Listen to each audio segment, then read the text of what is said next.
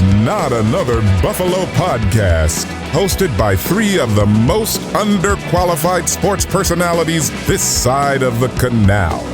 With John. All you people out there who are like, these idiots don't know anything. First of all, you're right. And second of all, Pat. I'm just a dad talking in a closet, but I'm just saying. And Brando. We have this trust built on whatever it is, like Bibles and gold bricks and whatever Brandon Bean's drinking over there.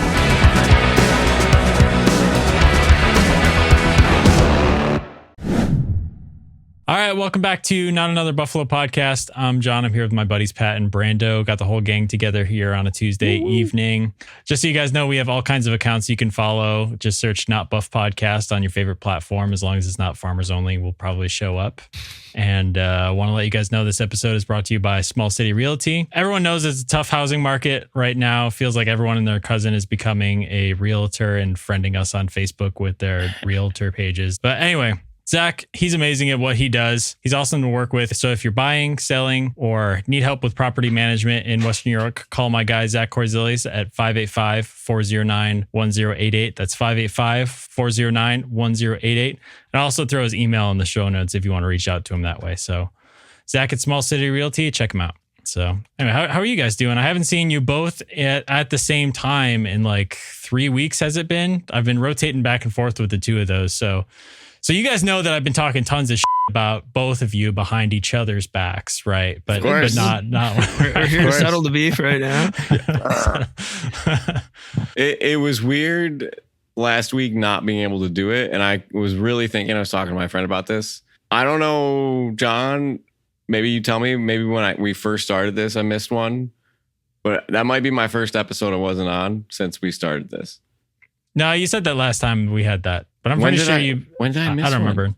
Pat and I have done a couple episodes together here and there because we talked about as the OG squad. Yeah. Yeah.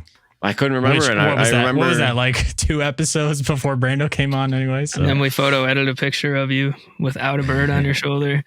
Yeah, right. That bird bit on my Bill's head. Oh my God. Like that, well, it's been a while since we missed this time to talk. We were just talking beforehand. We just talked for 20 minutes because we hadn't seen each other in, virtually in a few weeks. So it's good to see you guys. I apologize for that. It was a crazy week, but it's good to be back. A lot to talk about for a summer episode.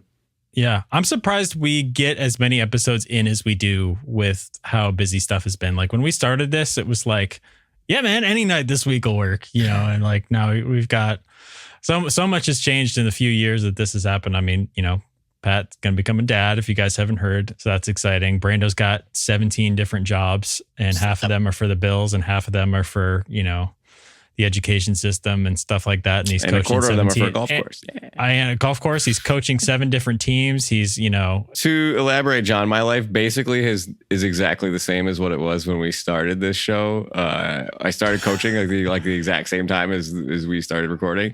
A little bit of movement here and there. I'm definitely not as late as I was before. I'm a little bit more committed. I think I try to be,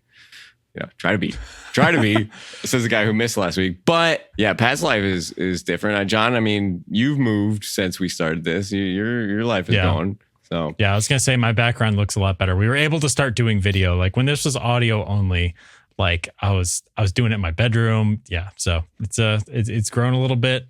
Obviously, we've gone into the Rumblings era and out of the Rumblings era now. So kind of like Steph Diggs versus not Steph Diggs era. Kind of lines up almost perfectly. It actually kind of does. Yeah. And I was going to tie OJ into there too, but it doesn't seem appropriate. But anyway, Stanley Cup was awarded last night. I don't know if anybody saw it. Game 7. Hopefully I'll get this episode out soon enough so that, we're not already by Friday and you're sick about talking about the Stanley Cup and the Florida Panthers, however you feel about all those former Sabres. But Brendan, give me the head count. How many former Sabres on that Panthers team? Was it 5? 5. Yep. 5. Kulikov, Rodriguez, Montador, Oposo, and Reinhart. So can we talk about this for a minute? Because this is something that it's hilariously sad, but hilarious. We think this is outrageous also this year with 5. And then don't forget Evander Kane lost Game 7 yesterday also. former Sabre. And just the last few years has been ridiculous. And this is going to lead into a question here, John. So we saw Eichel win.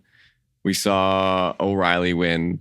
This even goes back further. So we're talking about the pain of the Sabres. You know, I'm not one to be like, woe is me. I know a lot of people in Buffalo, we lost 4 Super Bowls. All the refs are out to get us. All this is such a Buffalo thing. But like every single team has that.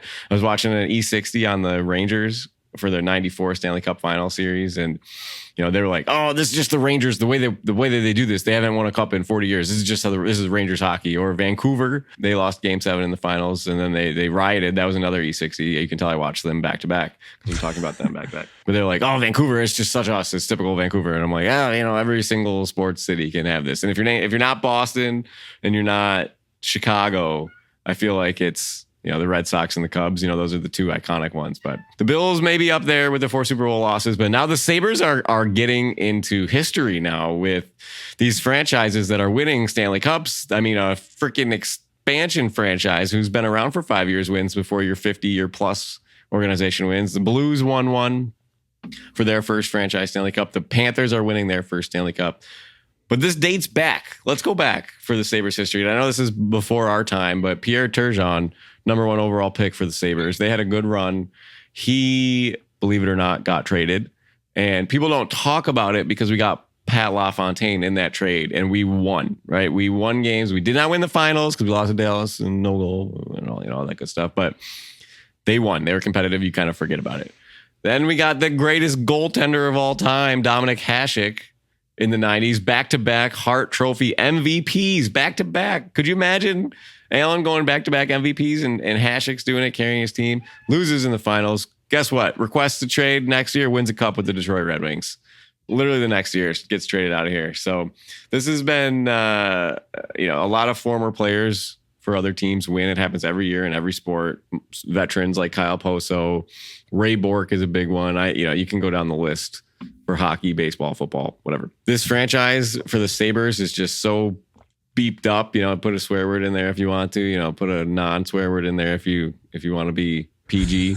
But if you take a look, what changed, right? We're gonna how did we get here? And it all goes back to Drury and Briere leaving. I think it literally all goes back there. They've had this standard of we're going to be just good enough, and they had the all-stars, they had the talent. Thank God Drury and Briere didn't win a Stanley Cup after they left Buffalo. But Danny Briere has one of the highest points per game in the playoffs. Chris Drury went off in the playoffs and in his careers in Philly and in New York, respectively. But, you know, leading into the 2010, 2011, the last time the Sabres made the playoffs, you know, they weren't great. They won the division. They got bounced first round, and now it's just this stream of mediocrity and the longest playoff drought and a huge Stanley Cup drought. And it's tough. So you see these players, and part one for you, John and Pat, is, are you more upset about all the Florida Panthers on the former Sabres winning this year? Or because I'm kind of happy for him. I don't care. I didn't care. I kind of wanted to see history happen with McDavid, come back from 3-0. I wanted a Mount Rushmore moment, right? We want history to happen when we're watching. LeBron coming back from 3-1, you know, Steph Curry, greatest team ever.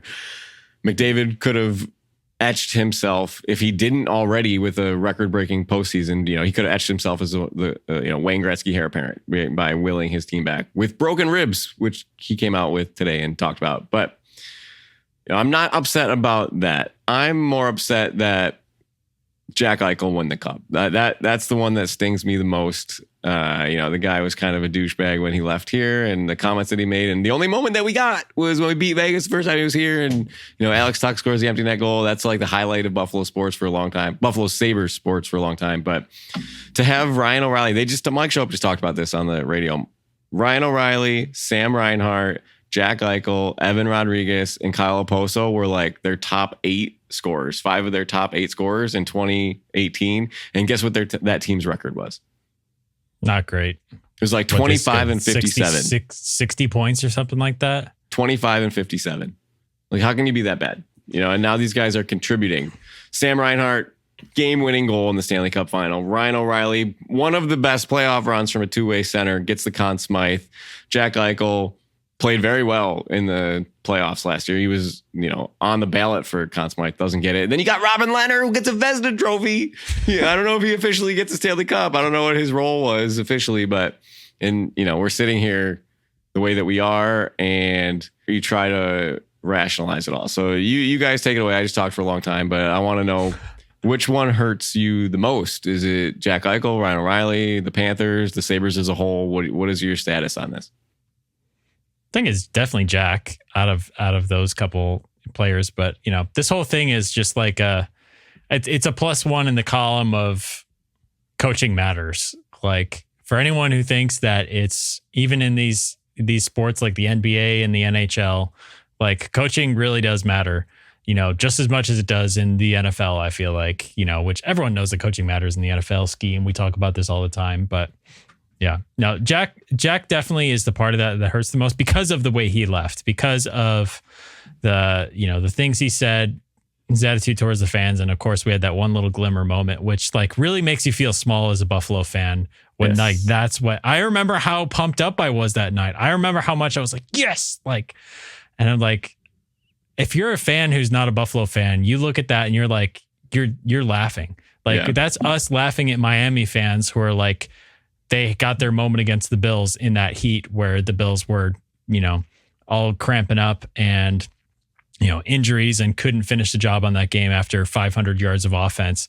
Miami fans had their moment there where they're laughing at Bills fans like, ha ha ha, and we're laughing at them because that's their moment of the last 5 years, so, or putting up 70 points. I don't know what, if that compares for them, but so I saw this tweet. I don't know if you saw it also, but they were talking about the Dolphins, and it was like, since the last Dolphins playoff win, Tampa Bay went to the finals. Tampa Bay Bucks win the Super Bowl. Tampa Bay Lightning went to 4 finals, won 2 championships. Florida Panthers have gone to 2 finals. They won a championship. The Rays have had playoff appearances. The FC Miami signed Lionel Messi. Lionel, say his name for me. Lionel Messi. They signed Messi and win their trophy for their league.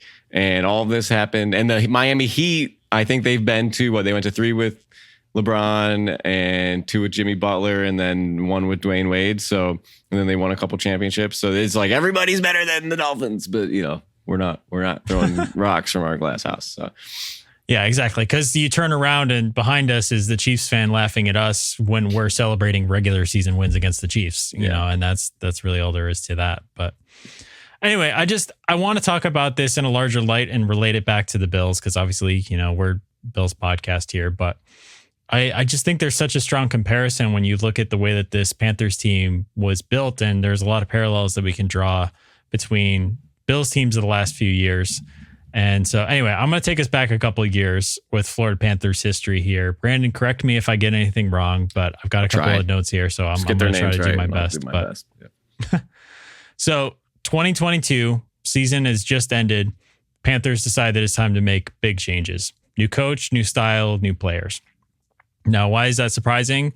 Because 2021 to 2022 was their best season in franchise history. They won the President's Trophy, had the most wins in the NHL, and they led the NHL with 337 goals. It's a lot. So they blew it up because of how the season ended. Despite having that great regular season, they were ousted from the Stanley Cup playoffs in the second round by Tampa Bay for the second straight year. Same team, same round of the playoffs. Now, this time they were swept. The first time it was 4-2. This time they were swept. So when you're swept out of the playoffs and you feel like you're not even close, this was not like a 13 seconds moment or anything like that. You were just flat out outclassed. Big changes are needed. And so they traded away their 100-point player, highest scoring player in franchise history, and a king's ransom to get Matthew Tkachuk. The T is silent, right? It's Tkachuk. Matthew Tkachuk, yeah.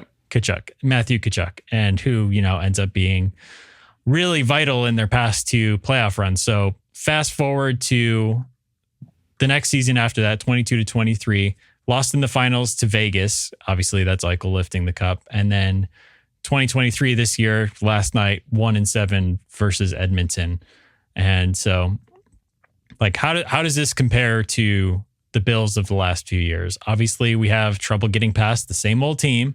It's Kansas City that's been beating us in the playoffs, whether it's, the AFC Championship game, 13 seconds, or this past year. We just traded away our second best player.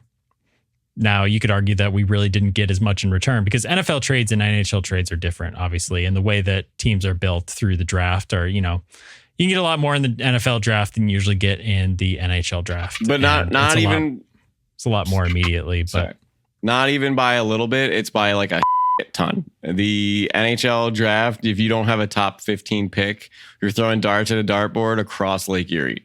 Yeah, and it's darts that you don't expect to contribute to your team for another 3 years at least. So at least. Yeah. So trades are that much more important in the NHL, right?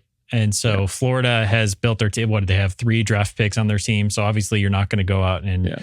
But if you're going to compare it to anything, you might be able to compare it to the 2022 Rams and what they did.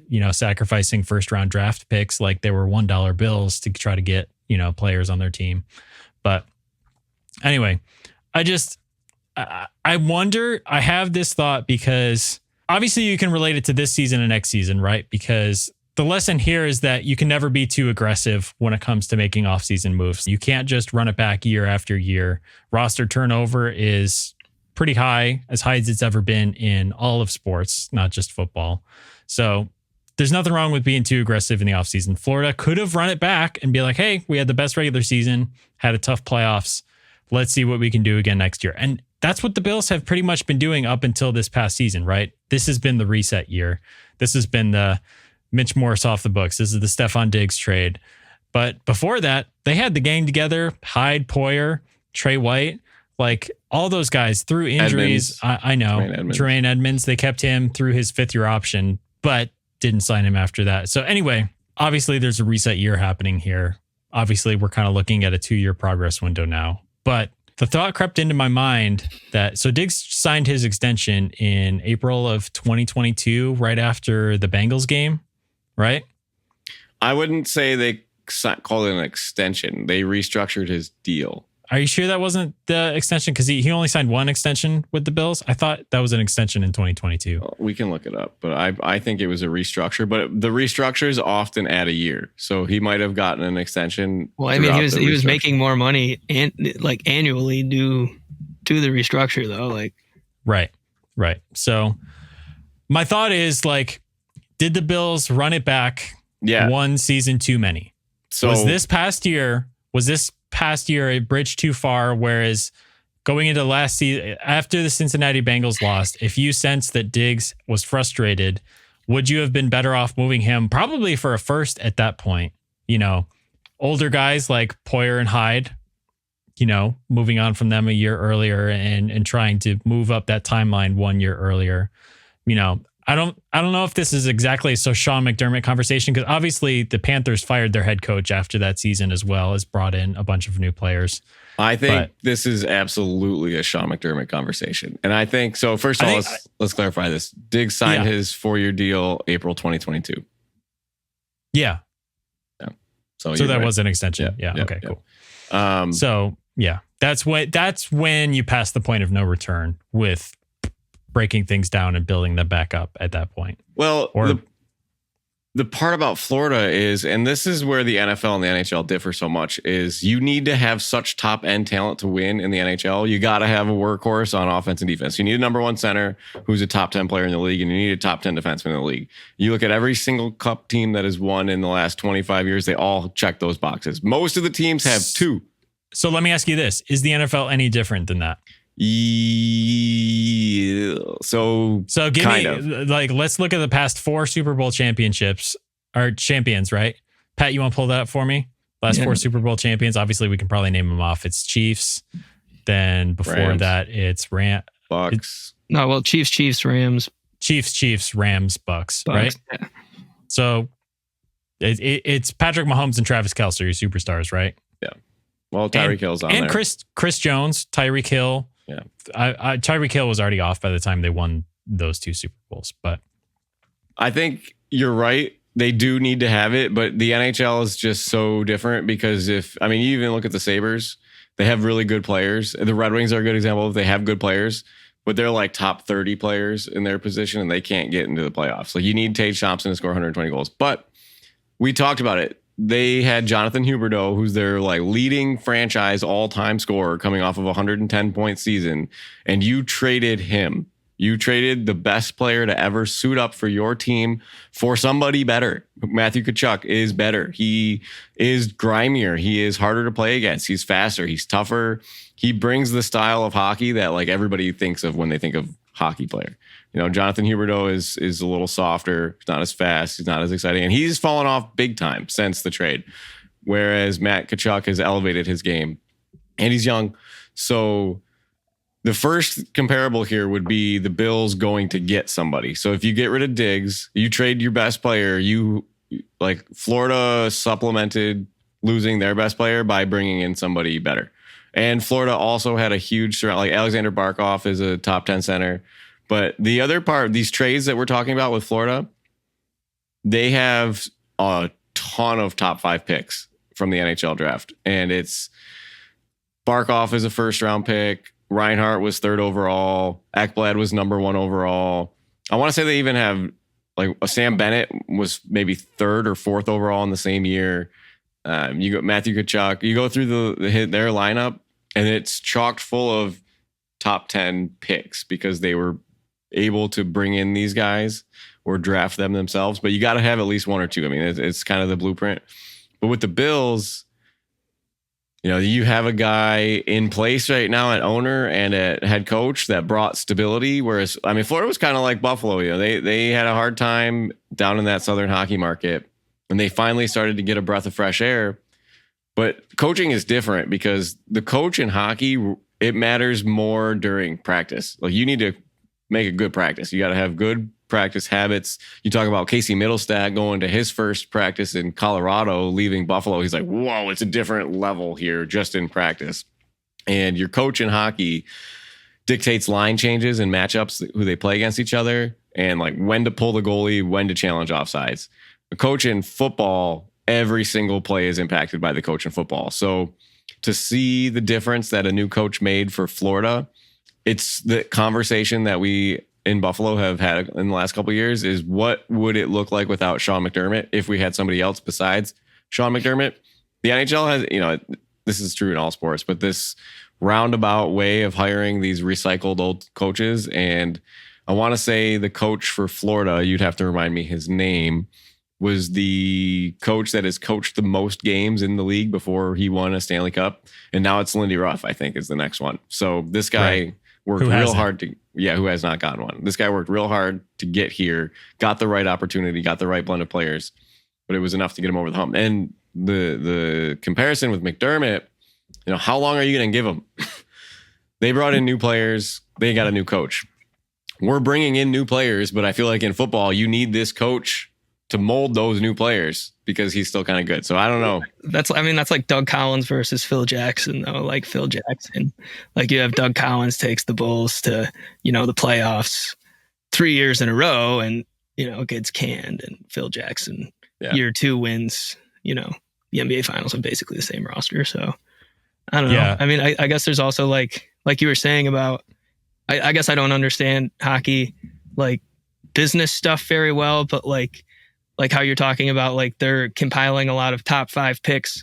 So it sounds like it's a lot of players that were drafted by other teams high and maybe their careers didn't pan out as well as, you know, they could have, as opposed to like a I don't know, like Ricky Williams, Herschel Walker situation where you're, you know, trading your bell cow for 7-8 picks. You're talking more about like, I guess also recycling or looking into players that are drafted higher.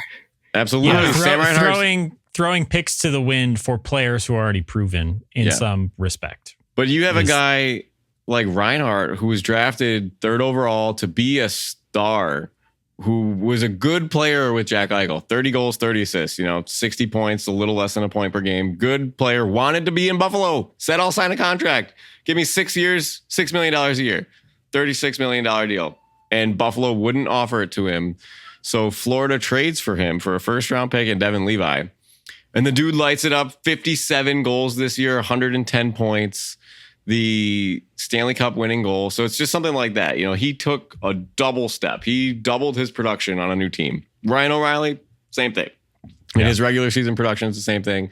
Eichel was about the same. He just had a better surrounding cast. But Evan Rodriguez, you know, Jack Eichel's line mate at Boston College, you know, he scored a few points here, but who thought he was going to lead the Stanley Cup final in goal scoring? Like nobody. So Kyle Posko did score a goal. You know, he was just there. And Brandon Montour, he was great. He was great on the offensive end and defensive end. These players just got better somewhere else. So that's a point in the favor of new environments, right? New environments, fresh environments, like it's mental, right? And so you can either watch those players go elsewhere out of a stale environment into a fresh environment and thrive and become the best version of themselves, or it takes a lot more for like an organization like the Bills, like the Sabres are failing at this right now. I mean, I think they're on the uptick, but like as a fresh organization, like the Sabres feel stale right now. Like they're getting less stale than they were the past few years. Much less stale, I think, in the last couple of years. But you know, I guess is the question: are the Bills? What's the trajectory on the Bills right now? I think the season is going to tell us a lot whether it's heading up or if the Bills are starting to get a little bit stale. Because, you know, psychologically, when you keep running it back, like you're probably going to get similar results. It's tough to, you know, especially without, you know, that frustration builds on you and it takes, you know, not just a kick in the pants, but like a little bit of a change of scenery. So does that change of scenery come from the players, which there will be a major change of scenery on this roster. So we'll see if that's enough of a breath of fresh air and, you know, rather than, you know, the ultimate change of scenery, which is the change of head coach. And when we kind of started this offseason, obviously we're looking at this as a 2-year window, right? Like this year is get all the dead money off the books in 1 year, do with what we got. And next year, cap's going to go up. Obviously, they're going to have tons of space. They're going to be able to sign a guy like Brandon Ayuk if they wanted to and have the money to do it. So I've always kind of looked at it as a 2-year window, but I don't think that Sean McDermott's seat is like completely cold for this entire season because it shouldn't be. It's like, it's not going to depend right down to wins and losses, but it matters what it looks like, right? It really matters what it looks like, what the room feels like, because again, it's all about the trajectory that you're on. If you go 11-6, but you know, everyone in that locker room feels optimistic, they can make a little bit of a playoff run, they overachieve from what they're expected, and that's probably the biggest metric that we can probably measure it with at all, then it's going to be like, okay, run it back next year, you know, bring in a superstar. But if that's not the case and it's on a downward trajectory and you need that breath of fresh air combined with Sean McDermott might just not be the guy to get you through those clutch situations, as we talked about last week. Like I put a poll up on Instagram after we put out that episode, and I put a poll in a couple of places. Like, what do you think the number one factor is why the Bills haven't won the Super Bowl in the last 4 years? Sean McDermott. Far and away, coaching was the number one 100%. answer. So, well, and I mean, the control environment is going to be interesting now too, because you're going into this year with, I mean, I guess Joe Brady, you know, whatever, being a coordinator for 60% of the season. But if you have a different OC and a different DC this year, and the results are still similar, survey would say, I guess, you know, that. Right. And it's tough because the other variable, you talk about the control group, the roster's way different too. So that's like another variable to add into it too. So we're just going to have to do our best to pick that apart. Right. But yeah, we talk about this a few times on this show. After a game like 13 seconds, you lose the trust of your coach, you lose the trust of the people around you. And your choices are change the players or change the coach, right? You got to find a way to bring trust back in. These new guys have no idea what happened in that locker room. They didn't hear Sean McDermott's comments. You talk about the Tyler Dunn piece and all these things. You got a ton of new faces in here. You look at Florida, they lost in the Cup final. They needed players to play differently. Jonathan Huberdeau doesn't play the same way as Matthew Tkachuk. And we're talking a lot of hockey here for football fans, but Matthew Tkachuk is a bulldog on the ice. He will run you over. He will smash you over the glass. He will dangle you through your legs and score a highlight reel goal. And Jonathan Huberdeau might dance along the wings a little bit, but two very big different styles. And they changed their coach and players because it didn't fit what they needed. And we just got to take a second back here. I got to take a step back here because, John, you said, are the Bills stale? Are they going to be stale? Now, this Buffalo Bills team, will never be stale with Joshua Patrick Allen at quarterback. This Buffalo Bills team with Josh Allen at quarterback is like opening up a fresh bag of sweet, spicy chili Doritos and taking that first full Dorito out, that freshly flavored. I'm gonna put an at. Go ahead. No, I can finish your description. You got too far into sweet it. and spicy, son. That's the elite flavor. That sweet and spicy chili, that perfect Dorito triangle with all the flavoring on it. And you take that first bite. That's Josh Allen on this Buffalo Bills team. They'll never be stale. Oh my God. But if you're not watching it in video form, you gotta YouTube. I do think that there's a point to be made there, because I think there's meat on the bone. When you trade Steph Diggs for a second round pick, there needed to be another move. And we got Keon Coleman, but there's not a Brandon Ayuk. There's not a Samuel from the 49ers. There's not a, Amon-Ra St. Brown. There's not a replacement at his caliber or better like there was in Florida. You got rid of a star for a superstar. So that's the part that is up for me. So two things. I have a follow-up question to that, but before I get to that, I just want to say, you can have a superstar quarterback and things can go stale. Green Bay is a great example of this. They changed the coach. That didn't do it. And even after that, things went stale. So it's still a possibility. And obviously, the factor in that is Aaron Rodgers was probably the problem in that locker room. But so there's that. I would also I'm just saying, you can't. Obviously, Josh Allen is the best thing that we have going for us, but you have to put a great roster around him. I mean, otherwise Josh Allen would have a Super Bowl every single year he's gotten into the league or gotten closer. The shortcomings have been coaching and, and injuries. So it's it matters the players you have around you. The best quarterback doesn't always win the Super Bowl. So I might argue with you a little bit about Green Bay being stale, because Aaron Rodgers won back-to-back MVPs before he left, throwing to Devontae Adams and nobody else. No picks were ever used to make his side of the job easier. And I want to say there was a little bit of discrepancy on a play call in a game that got them eliminated. Aaron Rodgers wanted to throw it, and Matt LaFleur wanted to run it or kick the field goal, and that was what started it, the whole thing. Isn't that the definition of becoming stale, though? Back-to-back MVPs, you're in the playoff games and you're still playing great. I don't think that's stale. Is that the bar, though? I think having the success... I think the Super Bowl is the bar if you have a quarterback like Aaron Rodgers, right? If he's playing at an MVP level all season, I don't think that's it. But the part that I would agree with you, I think as long as you have him, just as long as the Bills have Allen, as long as they get there, they might get one. They might get through. But the Packers never made it back. They never made it back. Yeah. The Packers never made it back. Yeah. I mean, he played, I guess, in 2 Super Bowls. I mean, as a Packers fan, are you holding his MVP trophies? Yes. I'd hold Josh's. But anyway, I don't know. The goal is the Super Bowl, and they never made it. They're not. I mean, again, it's a totally different situation here with Jordan Love. I think they're on the upswing again because there's freshness there, but it got stale. It got to the point where Rodgers wasn't going to be able to stay on that team for 5 more years, and they weren't going to have another show. They needed to make changes in some form or fashion, because with those MVPs, I mean, they didn't just run it back. They couldn't just run it back because that was not going to get over the hill. That roster with Aaron Rodgers was not going to win the Super Bowl the next year because stuff got stale. So I don't know. I like Josh Allen getting back-to-back MVPs. Sign me up for that today. But if they're losing in the AFC Championship game to the same team over and over again, what's the variable you're going to change?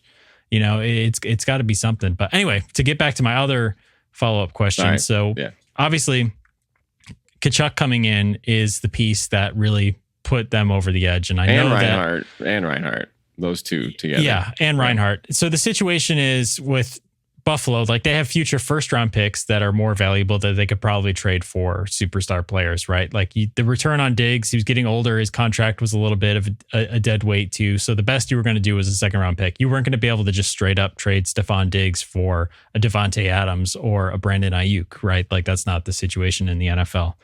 But how possible or even realistic is it for us to expect the Bills to be the best team in the AFC without adding one more superstar to this roster? Because like, well, who's the next biggest star on this team besides Allen? Like, who's number 2? James Cook.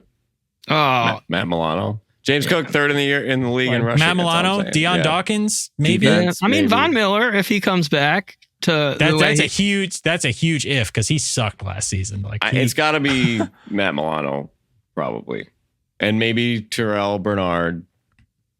Now at the linebacker position, right? I Which mean, is like less important than all these. A third-year player drafted in the 3rd round too. I mean, yeah, I guess we're really grasping at straws, but that's a good point, John.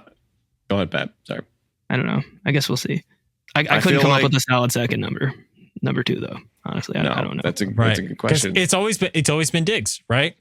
And what happened to when Diggs started to fall off? So I did read an SI article though earlier today, and they named 10 possible first-time NFL Pro Bowlers this year, and they did have a Buffalo Bill on that list. I don't know if you guys. Khalil Shakir, right? No, I would have thought Shakir, but this is offense or defense. Was defensive. it TB? Was it Terrell Bernard? Christian Which Benford. is interesting. Yeah, Christian Benford. Yeah. So who knows? We can see where he's at end of the year. That's true. He's a bright spot. The also tough part about it is Connor McDavid, Matthew Tkachuk, and well, especially Barkov. These elite players play defense at an elite level as much as their offense at an elite level. You can't put Josh Allen at linebacker. And I think the other part is not according to WGR callers, you can't. Yeah. Whatever. But everybody has an opinion. It's fine. Listen to our show. Tell us what you think. Anyways, but I think even having Connor McDavid scoring 42 points in 23 games, you still need so much more help as a hockey player. I mean, he played the whole 3rd period yesterday and he didn't have help. And I think because you rotate lines, your shifts are only a minute long in hockey. It's not like basketball where LeBron's playing all 46 minutes or Steph playing 46 minutes. But in football, the football quarterback as an offense, I think, I don't know if this is a hot take. Maybe I'm so wrong. But I think out of all the sports, I think the quarterback needs the least help to be successful. Outside of the offensive line, your placement on the... You're already putting asterisks underneath. I know, your but I'm trying to think, because if you have a mobile quarterback, you talk about drafting a guy, and if he can run, he already has a huge advantage because most of the rookies are coming into a bad offensive line. So you like to think that, you look at what Josh did with lesser talent, and he was a playoff quarterback still, and you can throw to receivers that are average because you have a good quarterback and you can trust your arm, you're accurate. You might just need a one-trick pony to run deep, or you need specialized players to do specialized things because your quarterback is special. We're going to roll with it, and keeping the ability to move the chains. He can do that himself. He can run from pressure if the O-line breaks down, and once it's a scramble drill, the talent, it's him. The receivers all have a run to the sideline. That's their coaching point, and it's all up to Allen. So I think having a quarterback like Josh at that talent level is much more important than having Connor McDavid on the Oilers, or it's probably only hockey, because basketball, the players play the whole game. So it's just the players that come on and come off. So in that analogy of hockey versus football, Josh might not have the roster that he's had before, and we might think it's stale. But Josh Allen is a fresh bag of Doritos, man. I'm just telling you, he's gonna be so good. Like you're gonna prop that bag open, and it's gonna be running. I all said over it the before, place. and I'll say it again. We're gonna win the Super Bowl with the roster. I'm telling you.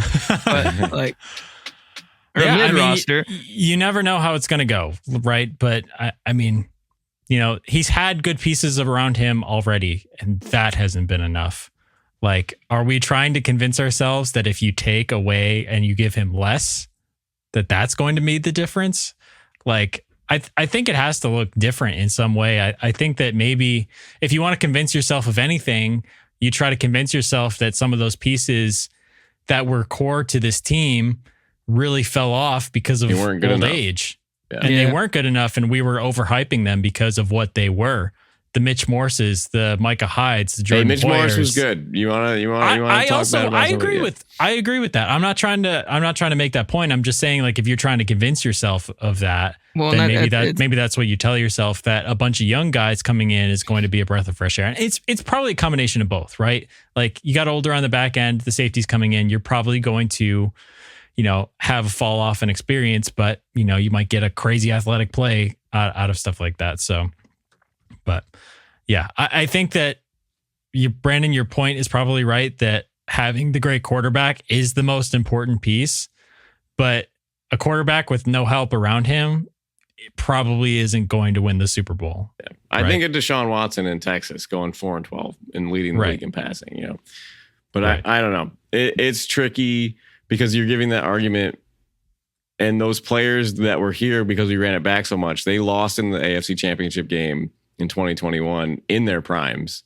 They just weren't good enough, and coaching might have held them back then. And it hasn't evolved, and the players and the coaching haven't found their life cycle together, because it's like the coaching. Yeah, they've been on different stages, right? Yes. Like Sean McDermott has needed this time to develop, and the players were already there and they were let down by their coach. And now when the coach finally knows what he's doing, the players are too old to do it. Right. So. And the Cole Beasleys and Emmanuel Sanders are off the roster or too old at that point too. Yeah. So when you had that really, really elite receiving core in 2021 and 2020 that we haven't really seen since. And so Pat and I were talking about that a lot last week. One more question for you, and we can keep it quick because we're talking coaches here. We're talking about the Panthers firing their coach, bringing in a new guy. What do we do with Sean McDermott? Now, the Bills have a win now roster as of last year. It more, like we said, it has changed to win in the future for the roster. But I look at the Lakers hiring JJ Redick, and he has middle school basketball.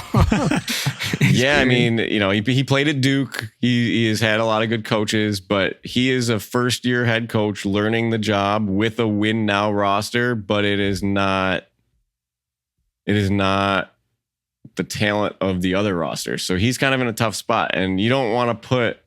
I think if you brought in a new Bills coach, they might kind of be in the same boat as somebody like JJ Redick, where you have your superstar LeBron and Allen, and this team is expected to compete, but you don't want to go through the rookie head coach gaffes again. And JJ Redick is going to have to balance the expectations of winning without really knowing what he's doing. So and again, or we talk about retreads. The Panthers got another guy that rode the wheel and won a cup. So what do you want with McDermott, right? My question for you, though, I guess then is, like, if you're splitting hairs, really, like, what exactly is a rookie head coach? Because then are you talking someone who was a coordinator previously, or are you talking someone who was a college football coach, and then is making that first step into the NFL? Because I guess, like, when we hire Sean McDermott, he was, a first-time head coach. Like, and then you kind of go and, I guess that's like a slippery slope too, because then you talk about the Harbaugh brothers, like, there's a lot of different, Jimmy Johnson, first time NFL coach, year 4 wins it. Like, so I guess, I don't know. I mean, for every Bill Belichick, there's a bunch of guys, like you said, in the NHL that just keep getting recycled from, coaching teams that lose in the first round every year. Being a first year head coach in the NFL, I think, though, like, people want that. You want DeMeco Ryan. You want Ben Johnson. Because I mean Ben Johnson. That's my other point is, and like that's what I was talking to my dad, and that's what I was telling him is, like, and not to say, like, whatever, I don't really care. Everyone, people will say Pat's ageist, so I don't really care. But, like, I mean, I feel like, I don't know. Well, that's what I was talking to my dad about, and he was like, why would Bill Belichick want Gerard Mayo to, take over for him? And then I was talking with him, and I was like, well, imagine Bill knows what's happening. Like, think you're CJ Stroud, right? Do you want to be coached by Bill O'Brien, who's old, who, doesn't have experience, recently playing in the league, is someone who can't relate to you? Or do you want someone who's younger, someone who's been involved in, the game as a player a little bit more recently? And not to say JJ Redick's going to be a stud right away, but if the Buffalo Bills were to go with a different head coach, I would like to, see them go with someone significantly younger, kind of in the vein of, OJ Ben Mayo, Johnson. where you're still having, Matt Johnson? Ben Johnson. Ben Johnson. Lions offensive He's coordinator. still my pick, man. He's the only one I'd get rid of McDermott for. McDermott, when he was hired, was like the fourth, 42. third youngest head coach in the league. Go younger. He's run his course. He's run his course. Well, if there's any doubt if Pat was a little bit ageist, I think we have our proof here. Go younger. I mean, I'm not saying. Well, survey would say it doesn't really matter if you can't run the length of a football field and are twice to three times the age of your players. I guess it doesn't really matter. There's really no correlation when you look at, especially because Andy Reid's going to throw whatever wrench you have. And there's also, it's like survival of the fittest here too. So the oldest coaches have been around for long, which means they're probably doing something right and they're not out of the league in their 40s. So, and they make those relationships to where they can keep being brought back. You look at the retreads. They get fired, they get hired again a couple years later as another head coach, whatever. Right. And there's a limit to that, right? Like, there's a little bit of, whatever you want to call it, nepotism. I don't know what you call it if you're not related. Cronyism. The boys club, but, obviously, you got, what's his name? Wade Phillips with the donuts. He's in the XFL. These days he's not still in the NFL. And if it truly was like 100% of that, but. Matt Rule starring in a sitcom somewhere. He coaches for Arthur Smith. Arthur Smith is a great example. Obviously, Arthur Smith has been fired since, but Arthur Smith being a coach in the NFL for as long as he was, which I think was only 2 years, was probably 2 years too many. So, Pat, you look offended. Do you like him because he had a mustache? You have a mustache right now? No, I was just thinking about Arthur Smith working with the carpet cleaner himself. I was thinking about they had a good run together. Guess where Arthur Smith is Mike now, Rabel. John? Had a good run. Arthur Smith, I don't know. What is he? Just stereotypical team that was Arthur Smith brought Tanny back to relevance. Just have to. I'm gonna guess Alabama offensive coordinator. No, he's in the NFL. Is he coordinator? Yes. Pittsburgh? He's in Pittsburgh, isn't he? Pittsburgh. Yeah. He's probably got some Mike Tomlin connection or something. Yeah, who doesn't? Just remember, Arthur Smith brought Tanny back to relevance. So that's all I'm saying. That's the point of offense right there. But anyway, hey, I added some quick trivia when I was doing all this NHL research, so I'm going to throw this in here in our NFL crossover episode. So, out of the 49 Jack Adams Awards for Coach of the Year in the NHL, there's been 49 given out.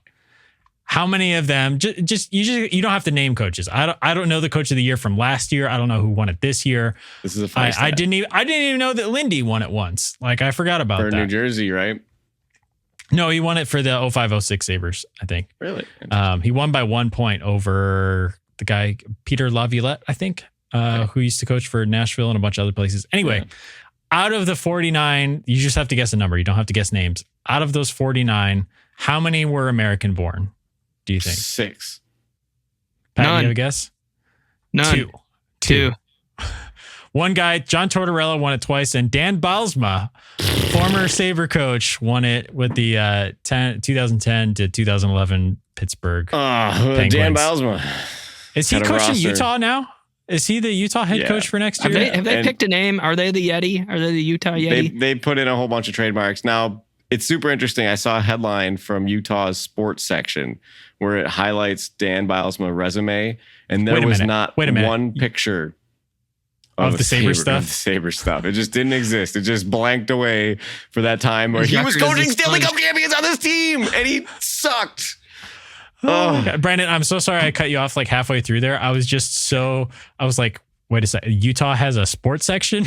It was I know they have the Jazz outline of the sports section. Well, they didn't even name the Jazz though. They got them from New Orleans. They were the New Orleans Jazz. They just didn't even change the name. I didn't know that. That is it. Yeah, that makes it really one of the weirdest sports names out there. Mormons don't listen to jazz. You should take a look at that list, John. And there's an interesting stat because I want to say a bunch of them also get fired maybe the second or third year after they win the Coach of the Year. Right. Again, NHL coaches, but Yeah, they really go around. Like guys go and come back. Obviously, Lindy. I mean, we wouldn't be hiring back. Like obviously, no one would. But like Dick Duran coming back to the Bills would be like really effed up, right? You got to find it's different Lindy, because he played. If you had he success, played for the Sabres. That's what I'm saying. And like he was successful. I'm just saying like that same kind of cycle in the NHL. And I feel like it's this way for basketball coaches as well. Like coaching cycles feel shorter a lot of times. Like, you know, the expectations are higher. I think a good example for this one would be Alex Van Pelt coming back to Buffalo. Right. Yeah. Right. But no, I'm excited about Lindy. I think Don Granato was necessary, right? Don Granato, really great at coaching young players, got the best out of Thompson, turned Thompson into a Josh Allen-like superstar for that 1 year. And obviously, he needs to come back to that. But like, my hope is that McDermott is the coach that's going to get us there because I'm impatient and I want it this year and not 2 years from now. I just hope that we're not looking back at this and saying Sean McDermott was exactly like the Don Granato where we needed him to take that step, but it's time for somebody else to take the reins and take him over that final hump. So my final thought with this is just like, if it's broke, don't be afraid to take bold action to fix it. Like, well, my question for you though, John. Mm-hmm. So this happens a lot though too. Within the whatever Sid Barrett to David Gilmour, you have one of your boys internally take the spot. Is there a strange situation where someone is promoted internally to replace Sean McDermott? And if so, who? If the Joe Brady offense looks amazing, maybe. That's tricky. If you're looking at a regime type change, then it's probably not just take the head coach. I mean, I don't know. Maybe it could be something like that. But I mean, I'll give you a quick example in the hockey world when that happened. Mike Babcock left Detroit to go to Toronto, and they hired Jeff Blashill, who was their AHL head coach. This happens more often in hockey. And I don't know about the G League. I'm sure some of those coaches get brought up, but Jeff Blashill took over for Mike Babcock, and he made the playoffs once and got fired after having one of the worst head coaching records ever as a coach. So I would be curious to see how that would work and the relationships that it might mess around with. But because then you're stuck. Because what if Joe Brady is really good and then you clean house and you don't give him the job? And now you need an offensive coordinator again. And it's just you're running around in circles. So it's that's the reality of having and sorry, my camera died. So I'm audio only for the rest of the episode. But that's the reality of having a defensive minded head coach, because if you get an amazing offensive coordinator, you're not going to hold on to him for 10 years like the Chiefs have in Andy Reid, right? Yeah. Because that person's going to go and become a head coach. So that's one of the pitfalls of having a defensive minded head coach is like, but again, I guess you're not changing out defensive coordinators all the time. So there's the flip side of that. But anyway, do you guys got any more final thoughts? Fun fact about Lindy Ruff: has never won a Game 7 in the playoffs. Has lost 3 of them, I believe. Well, that stinks. Yep. And they did a meet and greet. Bulldog was talking about this on WGR, where players get to ask questions, or fans get to ask questions. They're at a bar or whatever. Somebody asked Lindy, what is a Game 7 like? And he's like, well, I haven't won one. And he said leading into, I want to say he lost Carolina for Buffalo. He lost one in Dallas and one in New Jersey. And he called Scotty Bowman because Lindy played for Scotty Bowman. And he's like, what can I do differently to win a Game 7? And Scotty's like, well, I just kind of let my guys have the morning off. Kind of get them away from the rink, whatever. Don't do a morning skate. But it didn't work because he lost. So that's all. Fun fact, Lindy Ruff. Well, Sean McDermott's never won his last game of the season as well as a head coach. Actually, he did once. What would be the example of that? What? Oh, what? He's won the last game of the season a bunch of times, dude. I mean, he got to the Super Bowl with the Panthers, right? No. You mean as a head coach? Yeah, but you mean like the regular season or? No, like their full season, including playoffs. Yeah. Because only one team ends the season on a win in the playoffs. Yeah. But I still think the Super Bowl should be a best of 3 series. It'd be entertaining. I don't think that would be physically possible, but anyways. No. But anyway, all right. Well, we're gonna get out of here. Thanks for sticking with us through 60 minutes because it was a good topic. I liked it. So definitely good content for June, right? So, but anyway, you guys can find us on all platforms at Not Buff Podcast. We'll be back next week talking more Bills again. Would love if you like, share, subscribe, do all the stuff, press all the buttons, make the algorithm feel good for us. And we'll be back next week, and go Bills. Go Bills.